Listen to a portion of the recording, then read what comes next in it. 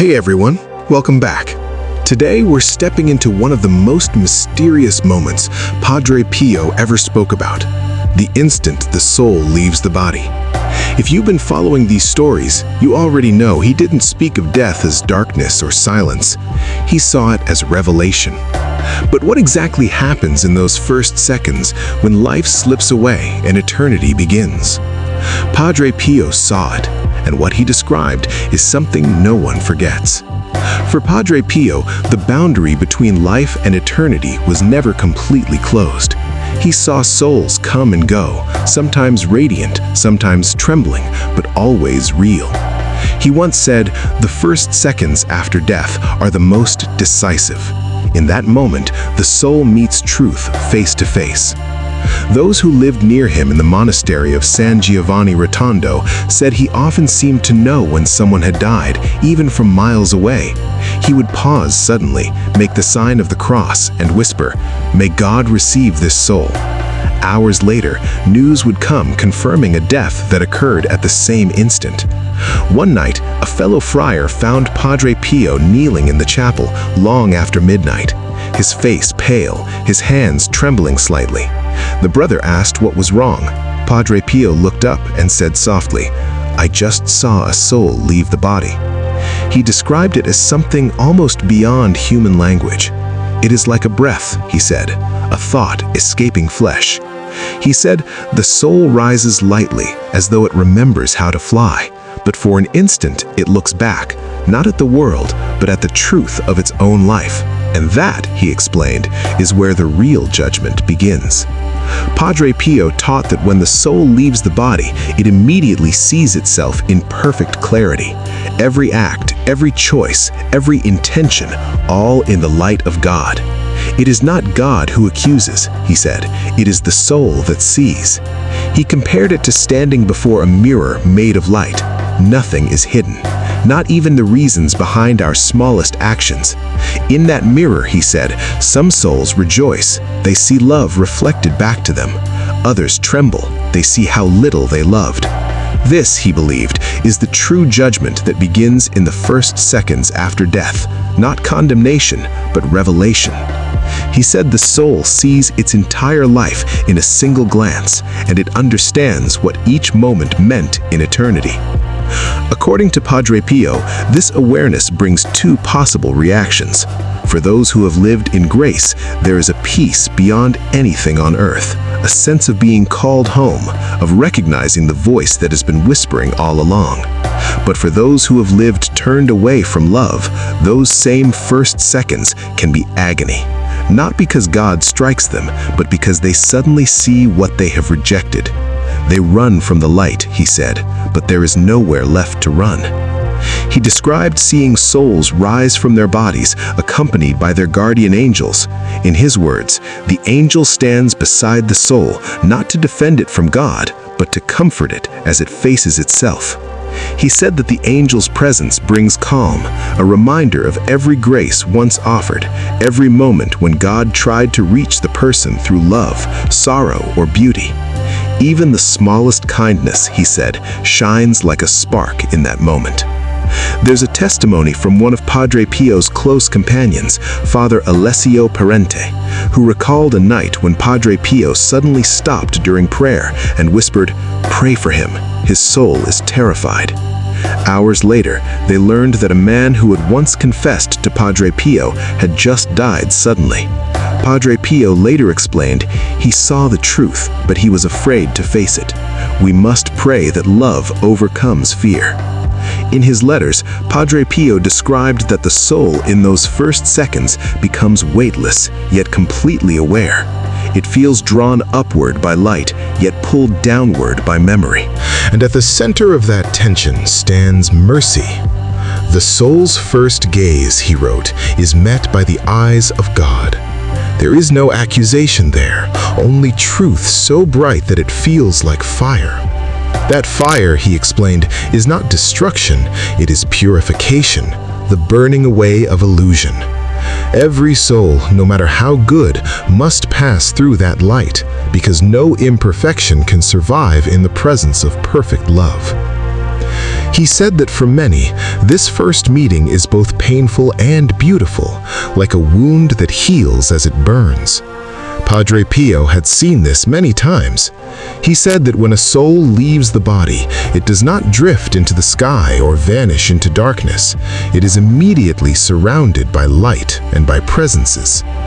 For the faithful soul, he said, angels gather around, guiding it gently toward peace. For the troubled soul, that same light feels unbearable until mercy transforms it. He once told a woman grieving the loss of her husband, "Do not imagine him gone. In the moment of death, he saw how loved he was. Pray that he accepts it fully, because heaven begins when we stop resisting love." Padre Pio emphasized that those first seconds after death are not a test, but a revelation of relationship. We do not face a stranger, he said. We face the God we have known, whether we realized it or not. The one we met in every act of love, every pang of conscience, every moment of wonder. He compared it to waking from a dream. The soul wakes and remembers everything, not only what it did, but what it could have done. That remembrance, he said, is both judgment and mercy. Judgment because it exposes every wasted grace. Mercy because it still offers one last possibility of surrender. Padre Pio believed that many souls, even in those first moments, cry out with repentance. He said that a soul's desire for God, even at that instant, can draw down infinite mercy. He told one of his spiritual children, if the soul says even one word, yes, in that light, heaven opens. But he also warned that the soul's freedom remains intact until the very end. Those who cling to pride, who refuse to bend, experience those first seconds as the beginning of separation, a coldness that feels like exile. They close their eyes to the light, he said, and that is hell. To see love and turn away. For him, this was not theory, but experience. He had watched countless souls pass through that threshold. Some rose like sparks caught in sunlight. Others lingered, confused or shamed, still learning to accept grace. He said that's why prayers for the dead matter, because love can reach even those who hesitate before the light. Padre Pio's vision of those first seconds after death reshaped how he lived. He told the friars, if we saw what the soul sees, then we would live every moment differently. We would forgive faster, love deeper, and sin less. Not out of fear, because nothing matters except love. That was his entire theology condensed into one truth. The moment of death does not change who we are, it reveals it. And in those first seconds, when time collapses and eternity opens, the soul finally understands that it was always being prepared for that gaze. Padre Pio said that what happens after those first seconds depends entirely on how the soul responds to what it sees. He explained that in that initial encounter, the soul stands in perfect clarity before God and before itself. Then, slowly, time seems to dissolve. There is no clock, no heartbeat, no shadow, only awareness. And within that awareness, the soul must choose. He described that moment not as a courtroom, but as a relationship brought to its final truth. The soul, he said, is drawn either by love or by fear. Those who love rise. Those who fear hide. For the soul that loves, the transition is gentle. It feels itself lifted by warmth and melody, something Padre Pio compared to a current of peace. He said that these souls are surrounded by light that grows brighter, not harsher, until it becomes the very atmosphere they breathe. They do not see heaven as a place, he explained. They recognize it as home. But for others, that same light is painful. It exposes wounds never healed, love never given, forgiveness never offered. Padre Pio said that these souls cry out not from punishment, but from the shock of seeing how beautiful love truly was and how far they had drifted from it. That cry, he explained, is the beginning of purgatory, the fire that cleanses, the sorrow that becomes healing. He once told a friar, purgatory is the first mercy after death. It is where love burns away what resisted grace. And he added, if we could hear the souls there, we would not pity them, we would envy them. They are already saved, they are already on their way. He also said that the first seconds after death are filled with companions. Every person, no matter how alone they die, is met by their guardian angel. Padre Pio insisted this is not symbolism. He had seen it many times. The angel stands beside the soul like a friend. He said he reminds it of the prayers once said, the kindness once shown, the mercy once offered. Nothing is lost. The smallest good is remembered. He said that after death, the soul does not suddenly become a stranger to God. It finally realizes that every moment of life, every chance meeting, every sorrow, every joy was a thread in the same pattern. The soul understands that nothing was wasted. He said even its tears were used to water grace. Those who were close to Padre Pio noticed that he often prayed most intensely at dawn and sunset, the hours when life and death seemed to touch. He said that many souls pass in those hours when light and darkness meet. Their angels are busiest then.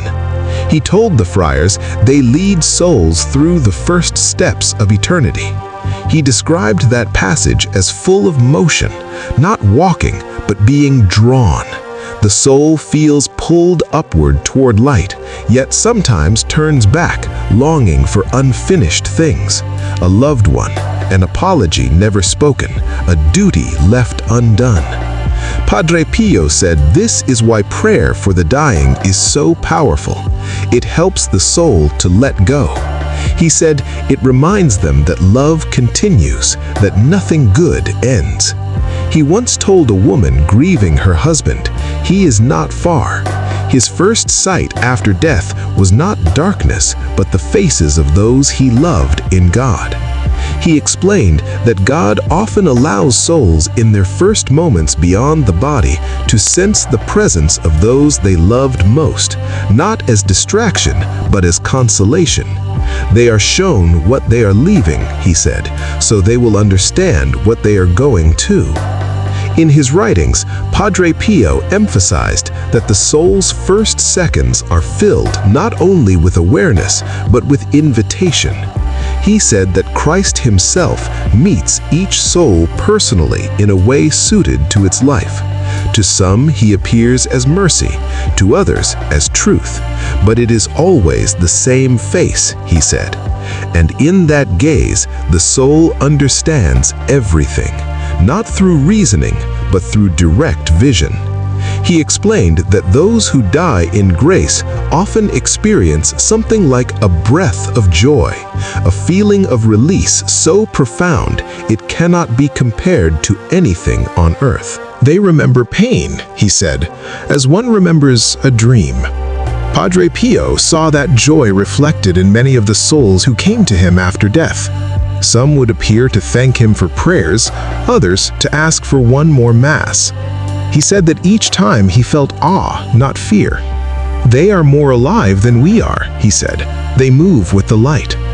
But he also saw the souls who lingered, those still trapped in confusion, unable to accept the truth. They do not understand that they are dead, he said. They stand at the door of eternity, afraid to enter. He called them the wandering ones, not lost, but waiting. He prayed for them constantly, believing that even a single prayer from the living can help them see the light they once feared. He explained, at the moment of death, every soul is surrounded by prayer. The prayers said for it long ago, the ones being said far away, and even those not yet spoken. God gathers them all. That's why he urged people never to stop praying for the departed. Your prayer may be the last step they need to take toward heaven, he said. Padre Pio also spoke of a silence that fills the first seconds after death, a silence unlike any human stillness. It is not emptiness, he said. It is the sound of everything being understood. In that silence, he said the soul feels two things at once, gratitude and longing. Gratitude for the love it sees, longing for the purity it still lacks. That longing, he said, is purgatory, not chains or flames, but the ache of unfinished love. He once said, if we truly understood purgatory, we would live every day in thanksgiving, because it means that mercy follows us even beyond the grave. For Padre Pio, this was not morbid or frightening, it was hopeful. He told the friars that the mercy of God is endless, that even in those first seconds after death, when the soul sees its entire life, God is not a judge with scales, but a father with open arms. The soul judges itself, he said. God only confirms what love has already chosen. He described one final scene that left everyone who heard it speechless. He said that once, during prayer, he saw a light open in the air, and within it, a soul rising from the body of a dying man. The man's angel stood beside him, radiant, and a faint music filled the air. Padre Pio watched as the soul looked back one last time at the world, then turned toward the light. He said, "In that instant, I understood everything. Life is a single heartbeat between two eternities." That vision stayed with him for years. He often repeated that same line to his spiritual children. Life is short, but love is infinite. Only love crosses the threshold. He urged people to prepare not for death, but for that moment of truth. Do not fear the first seconds, he said. They are not judgment, they are awakening. And he promised that no soul who truly desires God will be abandoned in that light. Near the end of his life, when he was too weak to stand, the friars found him praying the rosary in bed. One of them asked what he was praying for. Padre Pio smiled faintly and whispered, "For those who are dying right now, that their first sight may be love." When he himself died, witnesses said the same peace seemed to fall over his face, as if he had stepped into the light he had described so many times. And maybe he had. Maybe he saw what every soul sees, that the first seconds after death are not the end of life, but its beginning. The moment when everything finally makes sense. The moment when love, at last, becomes all that remains.